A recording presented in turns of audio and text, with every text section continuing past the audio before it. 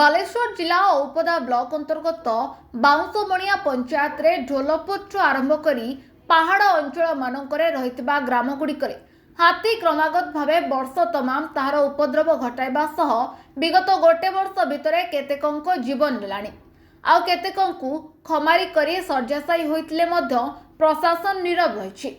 घोर निद्रारे वन विभाग रहिछि। तेणु आज सकाळु उक्त अंचलर हाथी तांडव रचिछि। अंचलवासी भयभीत अवस्था घरे रहुछंती। अपरपक्षे धान तळेठु अमल पर्यंत हाथी उपद्रव करिबारे नाकेदम कर देउछि। एते परे भी वन विभाग अधिकारी मनमुखी कार्यकलाप जोगु उक्त अंचलर ए सबु परिस्थिति उपजुछि बोली साधारण रे उक्त अंचलवासी दाबी करिसंती। नीलगिरिरु विमल कुमार दळईंक रिपोर्ट, नाउ ओडिशा न्यूज।